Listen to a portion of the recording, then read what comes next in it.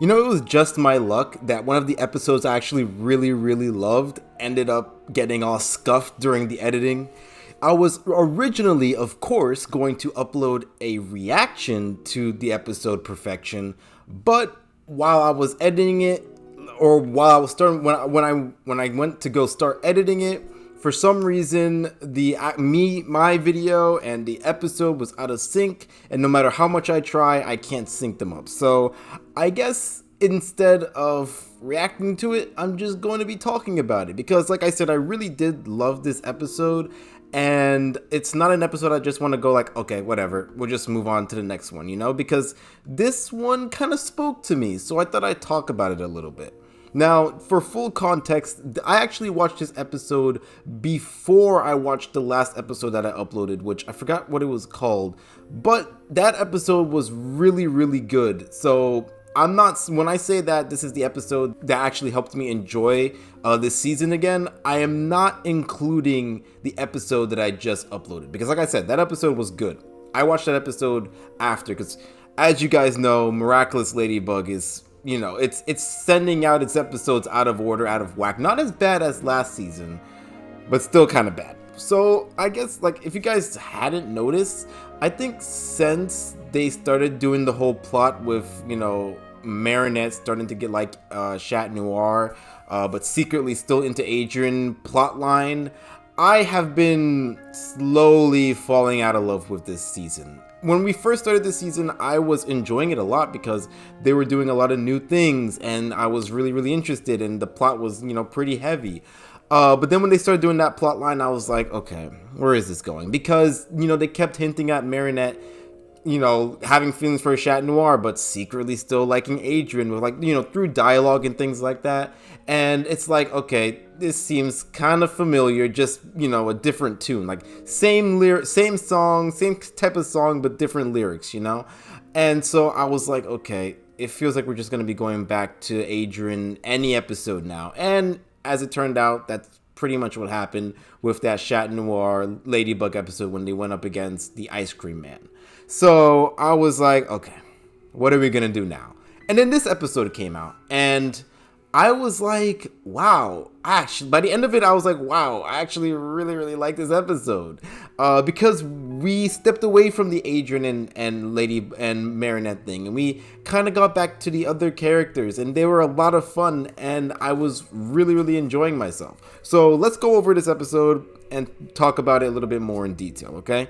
So starting with the first half of this episode. Now, this was the half that I was not really enjoying. This was going back with the whole Adrian and Marinette thing. And yes, while their whole situation has been sort of fixed, you know, sort of more clear, and they have both clearly shown that they like each other. Both of them know that they like each other. There were still under the whole issues with Marinette not being able to show how she actually feels and stuff like that, because she's just, you know, too scared or whatever. I mean, like, I think I said this before, but we're in season 5 now, and we've been seeing this in season 1.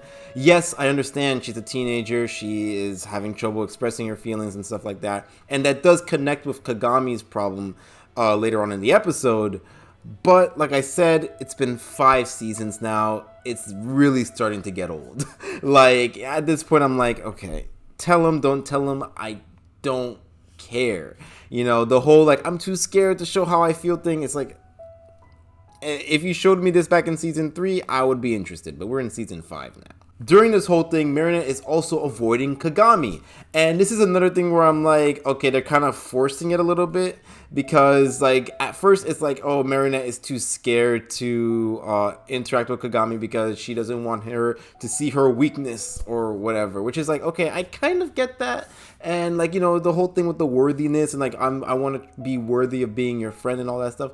That's all well and good. But at the same time, it's like, come on now, Marinette. It's more of the, okay, we need the plot to happen, so we're gonna do this all tangled up nonsense that Miraculous likes to do. It was more of that Marinette shenanigans, can't talk to anybody thing. Like I said, we've done it so many times, and I'm just like, okay, whatever, let's just move on. Let's move past it. So yeah, like I said, this was the part of the episode where I'm just like, okay, Keep it going. Let's go. Let's go. Let's go. I did like seeing Mark and Nathaniel like in the forefront again, like for a little bit at least. The class is incredibly obsessed with Marinette and Adrian's relationship. And so like that also includes Mark and Nathaniel, and it was great seeing them, once again, like, in the forefront. I would like for them to have their own episode. They kind of had like half of an episode during that soccer special, but like I would really like them to have a full-on episode, like like Julika and Rose get episodes. I think Mark and Nathaniel can get an episode or two too. I would definitely like to see it in this season. If not, then whatever new arc we enter in season 6, I would like them to get some episodes there. It's just it's not fair. Like it's not fair. I want them to get their moment to shine too.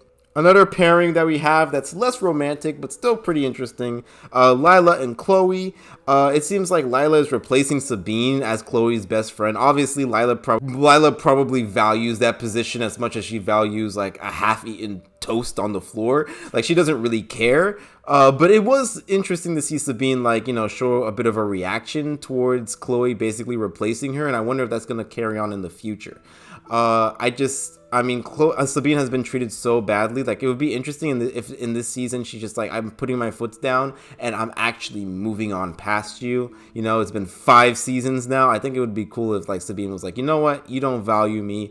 I'm actually moving on for real now. She tried to do that in season 1, but then she just ended up falling right back into Chloe's lap by the end of the episode. It would be interesting if she's just like, you know what, I'm done, and then she moves on. And then Chloe just has Lila, who will betray her in a heartbeat. We'll talk more about Lila because she is definitely up to something. But a bunch of other stuff happens, and then we end up going to the concert.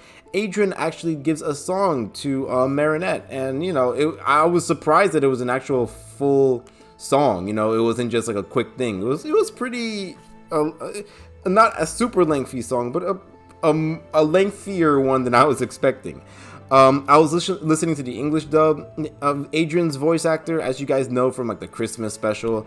His voice isn't like horrible, but it's not like super professional either. I guess it does kind of have that whole realistic vibe to it. I guess I like how Adrian isn't really perfect at anything. I wonder if in the French dub he actually has a really good voice.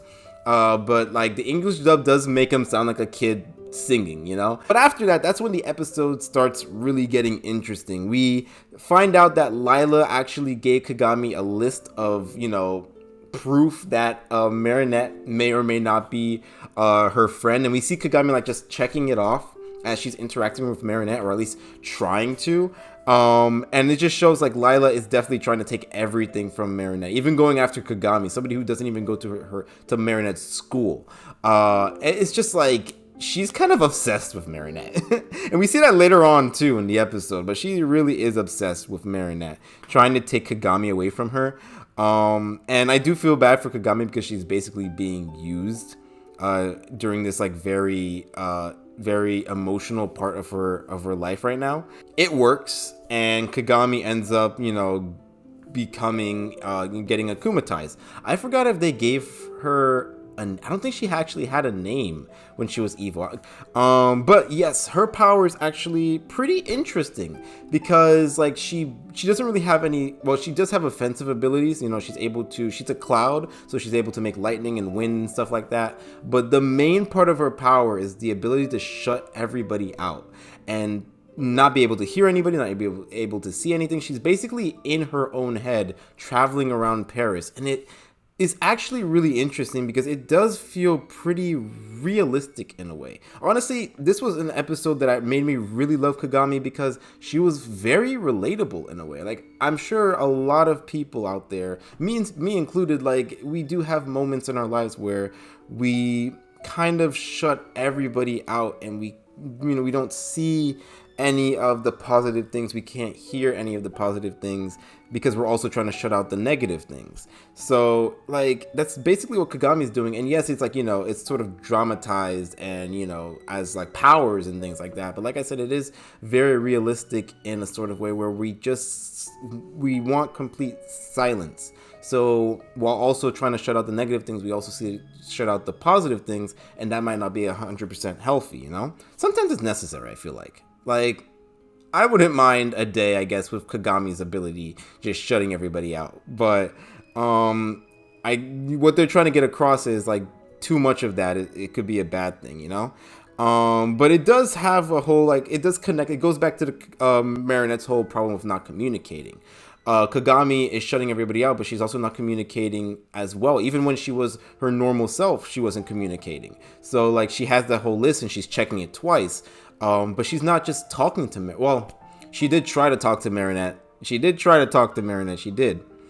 But like, I don't know. Like maybe she could have been a little bit more forceful where she was like, no, Marinette, I need to talk to you. This is about our friendship, you know? And just being like, but like, you know, I can understand like a kid that age being like, oh no, that's too cringy. That's too much. She's going to think I'm weird. Like I mean, that is also realistic. Like just going out and being like, I want to talk about our friendship. You know, some people will like go think of it like, wow, I definitely won't say that. Like that's so embarrassing to say. I don't want her to think that I'm too needy. I don't want her to think that I'm too pushy. I'll try and like kind of hint that I want to talk about the friendship, you know. But like that all goes back to communicating, and like, you know, it does connect with Marinette's problem as well, which is what I like. You know, when we started getting into that, then I looked back at Marinette's whole problem, and I was like, oh, okay, now this is a little bit more interesting now because it's connecting to Kagami's power. I mean, Kagami's issues. So yeah, I liked the whole look of Kagami's view. You know, the whole silence, not hearing anything, not seeing anything, the tint of blue. I thought that was pretty, and it's happening also in Paris as well, the location.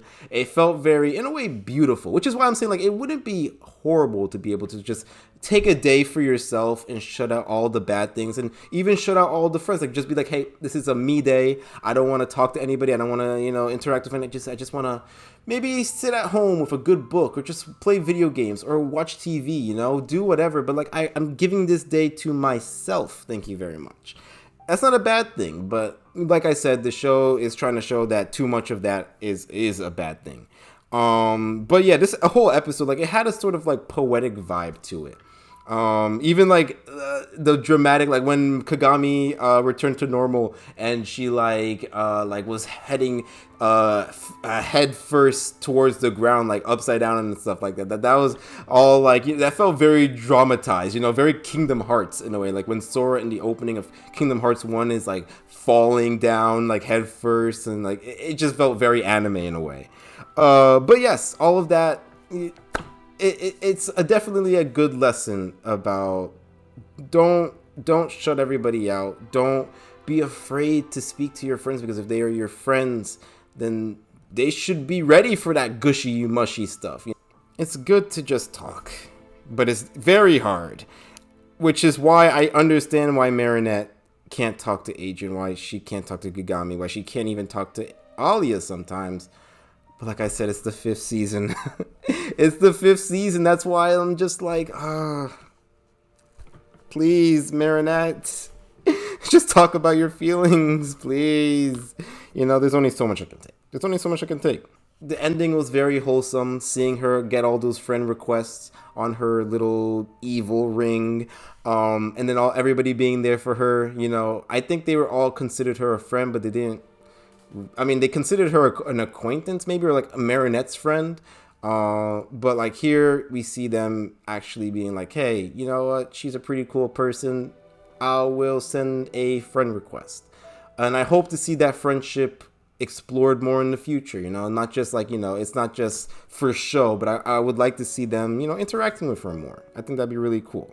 But yeah, that was a very nice ending. I think I teared up. I don't even remember really, but I was it got to my heart. It really got to my heart. I also really liked her charm. It was clear and everything. That's a keeper. Try and keep the Mega Akumas away from that one, because that's a really cool charm. So at the end, Lila and Kagami's friendship, it's still a thing. Lila is definitely using Kagami. Kagami doesn't know that yet. But Lila definitely seems to be trying to push everybody away from Marinette and have Marinette be completely isolated, which is a very scary thing. And like I said, I think she's very obsessed with Marinette, to the point where I think that's possibly going to be talked about in an episode.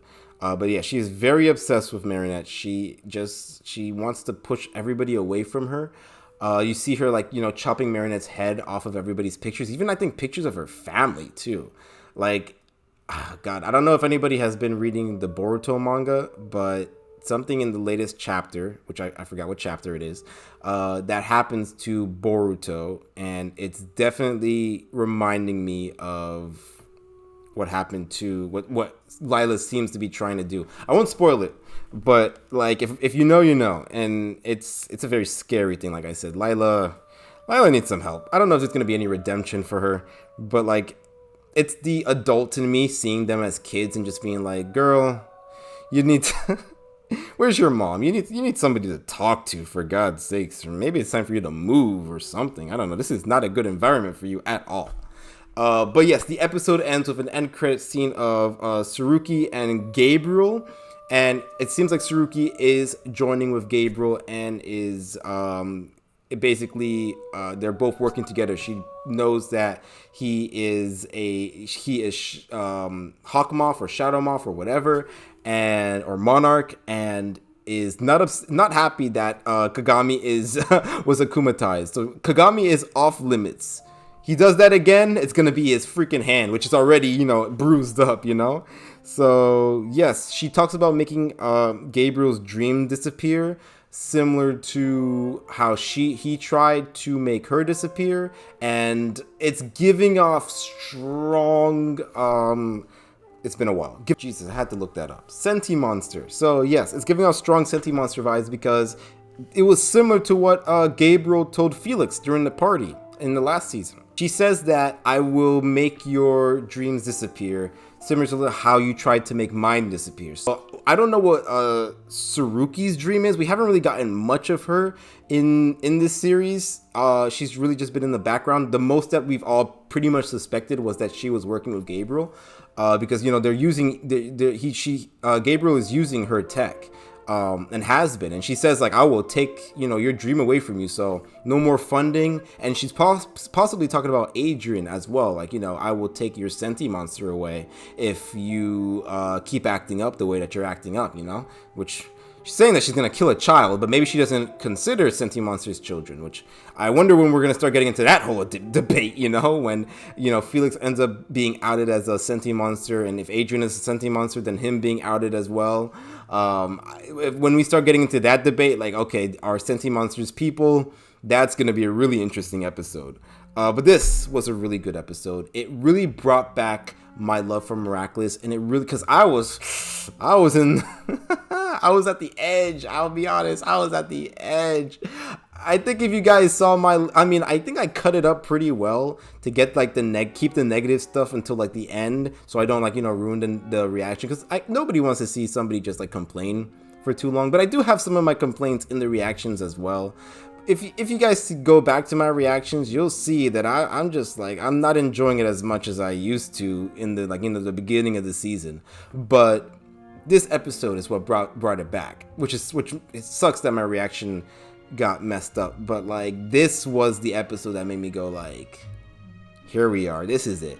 This is what's making me enjoy Miraculous again. Just the side characters, their feelings, their realistic feelings, the lore with Gabriel and Saruki, like that stuff is what's key for me, We've done the Marinette and Adrian stuff for so long. I'm tired of it. Let's move on, please. But this is what I'm talking about. This is what I'm enjoying, Give me more of that stuff. Give me more of the side characters. Give me more of that realistic, teenage, honestly, not just teenage, but just drama in general that we all go through, please. Oh, gosh. But yes, that was Miraculous Perfection. I think this episode was almost perfection. The second half was perfection. The first half, but yes, more of that. So I can't wait to get back into the reactions and catch up with the episodes. I know I keep saying that, but hopefully I get to that, soon. Thank you guys for watching. If you guys watched this whole discussion, I really, really appreciate it. If you guys want to see more, subscribe, look at the playlist. I've got a bunch of episodes reacted to already, and I will see you guys for the next episode. Tell me what you guys thought about this episode. I'm really curious. If you guys related to it, if you guys, you know, love Kagami even more after this episode. I know I do for a fact. She's one of my favorite characters now. So if she's not like just my favorite character, period, I think she might be, honestly. I think she is my favorite character. So I hope to see her more in the future. So yes, thank you guys for watching. I will see you guys next time. Until then,